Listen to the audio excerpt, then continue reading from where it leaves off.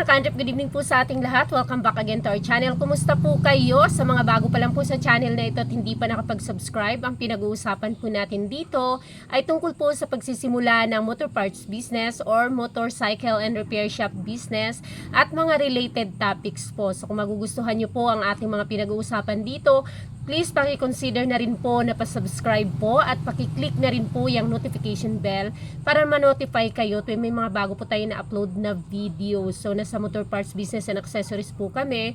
Meron po kaming 2 branch at soon po ay magiging 3. Ongoing po yung pagpapakonstruct po namin ng pang 3rd branch po. So yun mga ka-Andrep, shout out po sa lahat ng mga palaging nagtatanong kung ano bang size ng tube or inner tube or interior ang bibilhin nila para sa size ng kanilang gulong, or yung gulong nila is halimbawa ganitong number, anong size ba ng interior or tube or inner tube ang dapat nilang bilhin or gamitin para doon sa kanilang gulong. So marami pong nagtatanong sa atin yan at nasagot ko na po kasi ito ng mga maraming beses na rin no, mga unang panahon pa. Pero syempre, para sa mga bago nating mga subscribers at nakakapanood, kasi way back kasi nag-start tayo mag-vlog about motor parts business and accessories way back 2019. So parang ako yung pinaka nauna po talagang nag-vlog about motor parts business and accessories way back 2019, kasi yung aming background po ay nag-motor parts po kami way back 2012, mga ganun, pero super liit pa lang yung that time na yan po. So mga paulit-ulit ko na itong na-vlog po dito sa ating channel, kaya naman hindi ko na siya lagi-lagi, pero ngayon way back ngayong 2025, siguro last year 2024 ay first quarter pa yon nang na-share ko ito. So sa mga baguhan ngayon at hindi mahanap yung video natin, so ito po yung aking i-share po sa inyo. Actually po, ang parang pinaka technique po sa mga interior, sa paggamit ng interior, kung nag-aalangan po kayo sa size, kahit po ako dito, kung ang aking customer po ay nag-aalangan sa size or hindi sigurado sa size, mas binibigyan ko sila ng mas maliit. Halimbawa, 300 by 17 yung kanyang gulong, tapos hindi siya sigurado kung 300 by 17 or 275 by 17, binibigyan ko siya ng 275. Kung kanya namang gulong ay 275, binibigyan ko siya ng 250. Pero ito po yung list, or pwede nyo pong pakinggan. Meron po tayong marami po tayong sizes ng tube. So ang talagang pinaka kasi noon, ano bang term doon ha? Yung may term kasi na tinatawag na parang kumbaga pinaka basic doon. Kung anong size ng iyong gulong, yun din yung size ng iyong interior. Pero meron kasi tayong mga users, meron tayong mga buyers, may mga customers na, ma'am, mas maganda po siguro kung medyo mas maliit para hindi takaw ipit. So, pwede din yun nating i-consider na yes, okay, mas maganda nga kasi mas maunat siya.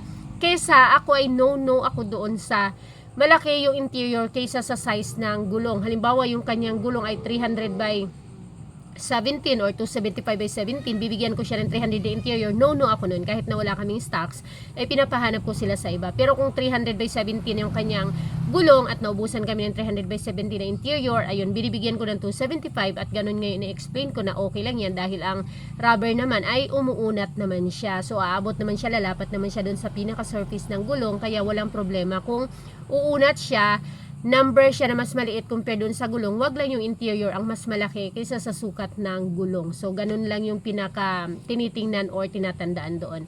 Napakaraming sukat ng mga interiors po. Meron tayong pinakamaliit, ayan, ito yung mga 1.75 by 17 or 1.85 by 17. Pwede na po yan sa mga BMX po na mga gulong, yung mga size na interior na yan.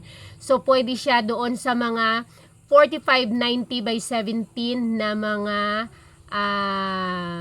ano ba tawag dito, gulong, or 5090 by 17 po pwede na siya doon. So 4590 to 1.85/1.85 by 17. Ngayon kung iyon namang gulong or interior ay 6080 by 17 or 6090 by 17, so bilhin mo lang na interior ay 200 by 17. Kasi meron kasing mga merong mga standard size na tinatawag na mga mga sizes, like kapag halimbawa sa mga standard size na mga gulong, yung mga 300 by 17 to 75 to 50, ganun yung kanyang mga mga sukat. Pero kapag nasa siya yung Sorry po ha. May mga term kasi yan na tinatawag yung naka 80-80, 70-80.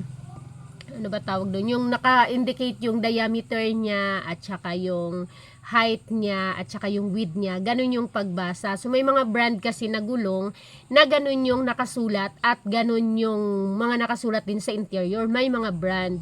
Pero hindi lahat. Kasi yung nakasanayan talaga is the standard, which is yan ngayon 200, 250, 275. Okay, balik tayo doon. 1.75/1.85 by 17 ay doon sila sa 4590 by 17.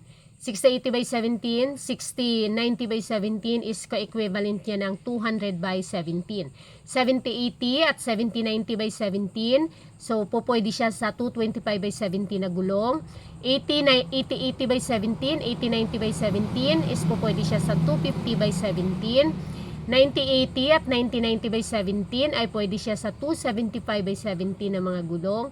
180 and 190 by 17 ay pwede siya sa 300 by 17. Yung atin namang 325 at 350 is pwede siya sa expand ng ganon sa 350 by 17. So halimbawa ang gulong yung mga sports ba, kung 350, kung available 325, ang expand kasi ng 325 hanggang 350 by 17. So may mga interior na naka-indicate yun na 325 slash at dash 350 by 17. So may mga brand ng interior na naka-indicate yun. Meron namang wala na 325 lang or 350 lang. So po pwede na po yun. Si 325 ay expand po yan up to 350 by 17. So mga ganun po yung ano.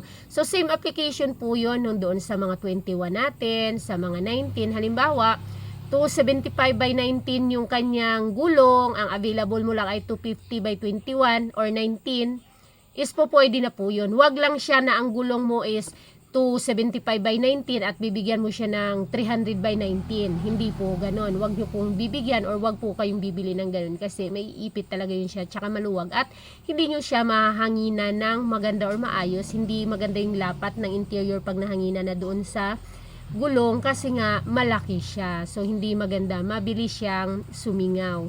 So same application with kahit na anong size. Halimbawa yung mga 4.10 by 18, so nasa 4.10 by 18 din, hindi mo rin siya pwedeng lagyan ng 17 kung 18 siya, or hindi mo rin siya pwedeng lagyan ng 18 kung 16 siya. So pag ganun kasi, ano na talaga yun siya, standard na rin yung sukat ng mga interior na available ng ganun. So madali lang po siyang tandaan ulit, kapag ang gulong mo ay 4592, 50, 80 by 17, pwede ka mag-interior ng 1.75 dash slash pala 1.85 by 17. So yun yung expansion niya, ano. Pwede na rin po yan sa mga BMX na mga gulong, same size yun sila. Kung ang gulong mo naman ay 200 by 17, i-interior mo ay pwede ka sa 6080 by 17 or 6090 by 17. Kung ang gulong mo ay 225 by 17, po pwede mo siyang interioran, bibili ka ng 7080 or 7090 by 17. Kung 250 by 17 ang iyong gulong, po pwede kang mag-interior, bibili ka ng 8080, 8090 by 17. Kung 300, 9080, 9090, 275 by 17. Kung 300, 180 or 190 by 17. Basta, same application lang po siya.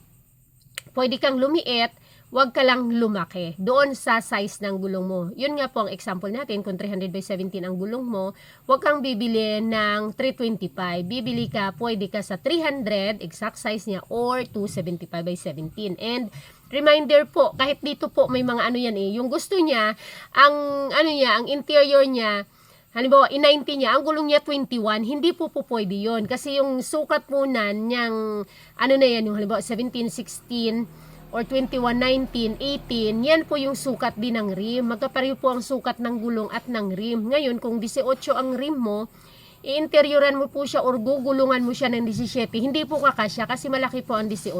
Same thing with the 19 kag 21. Nabisaya na ako. Same thing with the 19 at 21 na dapat ay ganun din yung kanyang size. Kung anong size ng rim, yun din ang size ng iyong gulong at interior. Kasi yung laki no, na hindi siya magsalpak. Kahit na anong salpak mo yan, 18 ang rim mo, sa salpakan mo ng 17, masisira na lang yung labi ng gulong ay hindi mo siya masasalpak. Kung masalpak mo man sa pilitan, hindi siya tatagal at mag-slide siya or mag-slip lang siya. So, sayang yung gulong. Sayang ang interior. So, yun lang. Thank you so much sa nagtanong at shoutout po sa inyong lahat. Lalong-lalo na po sa mga bago pa lang po dito sa ating channel. See you on my next video. Please don't forget to hit the like at subscribe sa mga hindi pa nakakapag-subscribe. Bye-bye!